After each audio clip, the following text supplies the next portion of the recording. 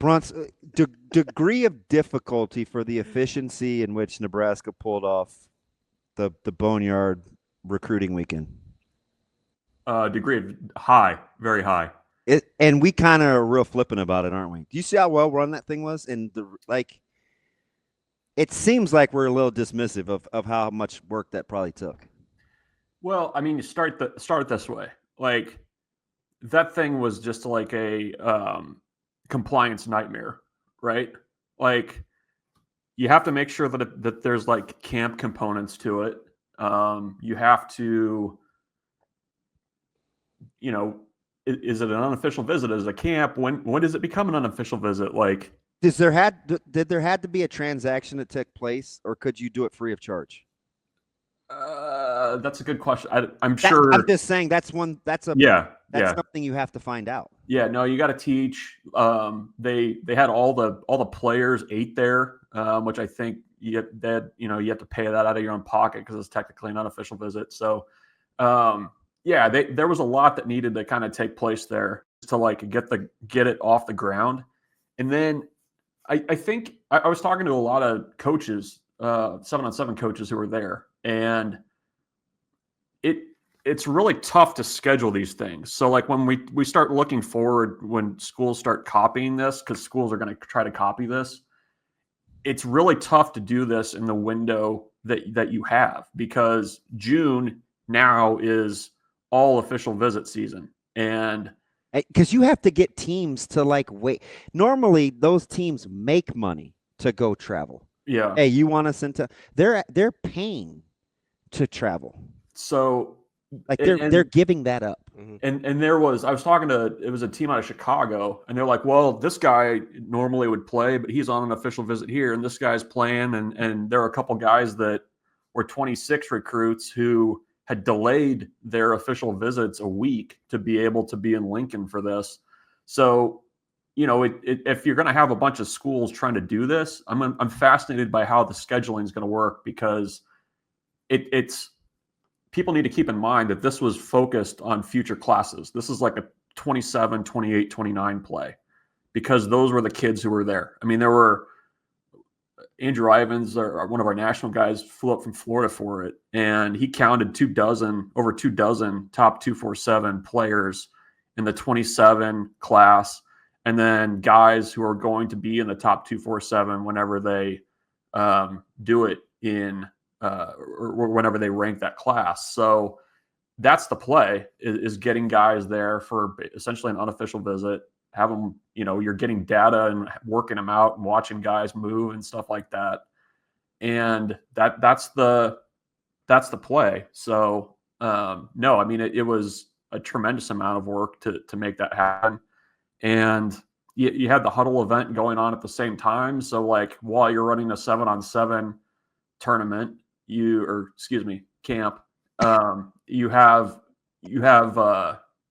these guys coming over from huddle who are all top 100 recruits, and you got to show them around because that's an unofficial visit. So it was there were a lot of moving pieces, and then you also had the official visits. You had 9 of those guys in. I mean, it was a really big lift last weekend to make that all happen. So Bruntz, let me ask you. You mentioned some guys rescheduling official visits and stuff like that, and convincing, DB mentioned convincing these people to give up, these teams to give up making some money, to have to pay to be there. Like, did you get a sense of why? A lot of these people didn't necessarily have previous connections to Nebraska. Did you get a sense of why they wanted to be here? Well, a lot of them are Adidas schools, or in Adidas programs. Yep. That's one of the pulls. Beyond that, I mean, I don't know. I mean, it's an opportunity for guys to see a part of the country that they probably wouldn't normally see. I mean, you're not going to get 18 players from Miami to come up to Lincoln. So it's an opportunity for them to see something different. But that I would not overlook the Adidas relationship there. I mean, that's really an important thing. And Adidas has done a good job, very much so, in the past, especially, of the grassroots stuff with 7-on-7. Like they're really tied in there, and it was good to see Nebraska finally leverage that a little bit, because I don't know that they've done that enough in the past. Yeah, you know what I think an underrated. I am so glad you said that, Bruntz. It's the first thing that I'm actually back patting you for so far today.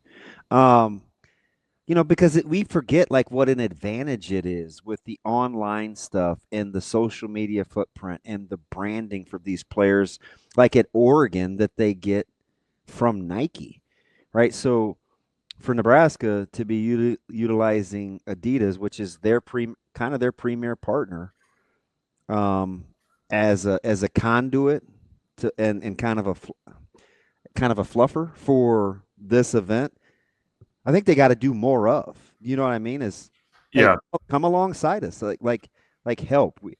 This is going to be good for everybody.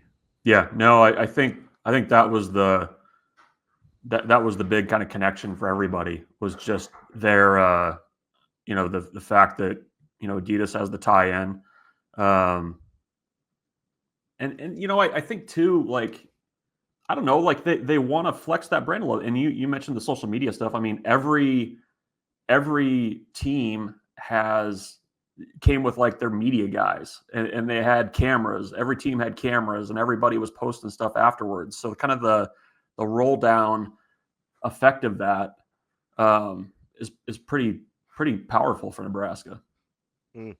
Bruntz, wanted to see if you'd seen some of the Phil Steele numbers on where he ranked Nebraska's units. I think we still have the graphic somewhere. Yeah, and we'll see if we can pop that up here. But one of the big ones that I had issue with was he had defensive line at 61st in the country, and then he had the running backs at 60th. I kind of understood the running backs because there's outside of Nebraska, the love for Emmett Johnson is probably not what it is inside Nebraska. But and again, maybe I'm on an island here. I have a really hard time feeling like this defensive line unit is not as good or not better than 61st in the country. Yeah, that's an interesting kind of sliding scale on those two position groups. Like I would imagine that you could probably cobble together a group of defensive linemen that you felt okay about that's better than that. Running back, that one's interesting. There's not a national appreciation for Emmett Johnson.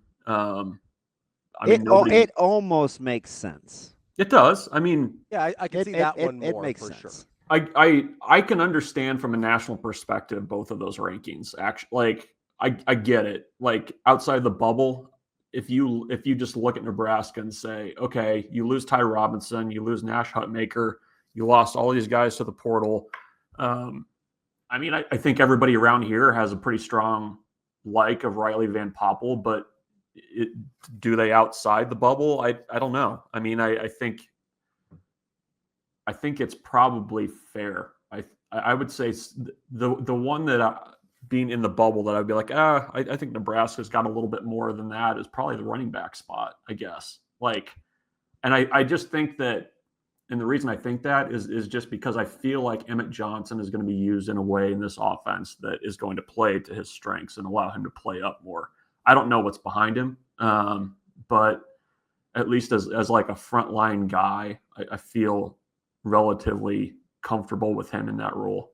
So and not so much to nitpick at the actual numbers, because it's just opinions, right? So I'm not upset about that. But in relation, right, linebackers were 39th, secondary was 35th. As you relate those high 30 rankings of the linebacking core and the secondary to the thoughts on the D line, is that close? Is that the order in which you look at the defense? Maybe not nationally, but relative to themselves as units. Yeah, no, I think they're in the 30s. The others are in the 30s. Yeah, 39 and 35th respectively. That's fair, I think. I mean, at least in my head. As you look at this team, let's say Nebraska is 60 whatever. You think the linebacking core unit-wise is that much ahead of where you think this defensive line will be? And similar, do you think the secondary is as close as that to the linebacking core. So relative to the numbers. Yeah, I see what you're saying. I think the linebacking core is a really nice mix of potential and production, and got good players. When you got Javin in there, Javen, excuse me. You got Watson Trent. You've got Shavers, who's the high ceiling guy. I mean, you want 3, right? Like that's your 3 rotation. Bauer. Yeah. Who could easily start. Yeah. So I mean, depending on what I've liked the makeup of that group. Like I don't have as many concerns about that. Like it's just my concerns with the defensive line are just like you got to be good up front, and I don't know where the balance of production and potential. I don't think it's as high with the defensive line right now as we sit here in June. Secondary is going to be interesting because of the veterans they have there. I think I don't believe that the young guys aren't going to be pushing them, and so I think I'd probably come in more contrary on the linebacking group. I think that group is pretty good, and I think Nebraska for the last 2 years has done a pretty good job of making whatever they have work at that spot. Is there? So I'm trying to think here. If you've got the groups you've got the linebackers and defensive backs in the 30s, let's say that the defensive line is more closely to what I think they are. Let's say they can creep their way into the mid to high 30s as well. It's just hard because you don't know what everybody else is dealing with. What? Here's a question: what would you have put Nebraska's defensive line at last year? You, not Phil Steele. That's interesting. Is this after the season or before? Let's do both. Before, I would have gone a little higher because I thought we were going to get more out of Nash. Obviously, I would have. Personally, I thought he was going to. I'll let you go first. I don't want to sway you. I mean, I personally thought he was going to have a big year. I sat here and said, I think with the lighter weight, he's going to be a little more disruptive. He's going to have the ability to finish off some of those quarterback hurries that he didn't really get to in the previous year. Obviously, he was banged up for a lot of the year, so that didn't really come to fruition. So I probably would have had him higher preseason than I did postseason. Higher is in a higher number? Better preseason than There's I did no postseason. way. No Although way. Ty was better than I thought he was going to be. Significantly. So I probably would have gone, I don't know, 30 preseason. And then not much difference, but 34, 35. I don't know. After. I'd have cut mine in half. I probably would have been somewhere in the 40s preseason and somewhere in the high 20s at the end of the season. They were pretty good. And statistically, it backs it up. This is the lens that I am looking through at this year's defensive line group as well. It really bothers me how much they struggled to make disruptive plays and affect the quarterback. Yeah, but Robbie, you would have this year's defensive line group preseason higher than last year's defensive line group? I'd have them about where they finished. I'd have them in the mid-30s. I think their ceiling is higher than that because I think this could be a really disruptive group. But having said that, though, I mean, you need the quantifier of you are extremely high on this defensive line. I'm way higher than anybody else I've talked to. Anybody that I know that's not a coach or plays for him. I'm incredibly high on this defensive line group. Like, I think they could be really, really good. Bruntz, do you buy the undersized bit? That Nebraska's undersized? Yeah. The defensive line specifically. I think I'm trying to think. So you're I hear that a little bit now. It's a tough question because you're like we're just talking Nash and Ty, right? Like that's the change. And you know what's funny, yes, Bruntz? You're correct. We think Ty played different than he really did. And bigger than he really did. His game was predicated on explosiveness. It wasn't his raw size. Right. He's a big guy, but it was get off, it was gaps, it was we make it seem like he was kind of this. He was also doing it at a high weight though. Like because he was in the threes. Yeah. I don't know. I guess I have my concern. He wasn't a stuffer though, is what I'm saying. No. He wasn't like a mauler. Yeah. No. it feels like my concern about the size is like second line defensive lineman. Like when you have to go to that second group, do you have somebody that's going to be able to stand in there and own a gap? Like I think they can, and I think they can probably. I think as a group, probably that second unit's going to be better. But I don't know. I mean, like as much as Nash was kind of hindered by that injury through the season, I think just having somebody that size in the middle to hold that spot was really helpful. So I don't know. We'll see. I seeing the guys at practice too. I mean, we didn't see much, but it seems like a group that's a little bit more. Not as just kind of it's a good looking group, but it just feels a little bit smaller to me in certain parts of the rotation. Certainly, I think more athletic. Yeah, that's fair. The only key is somebody just has to be able to command a double. You do that. You can do a lot of things. Yeah, I mean, I would take a undersized Keona Davis on the outside. That's an okay looking picture to me. You know.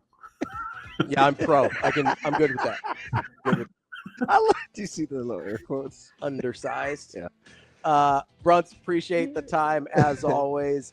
We will come up with some other obscure person to see if they're overrated next week. I already got next week's. Oh, okay. This is appointment viewing, guys. Bruntz of Husker247. Thank you, guys. Thanks, Bruntz.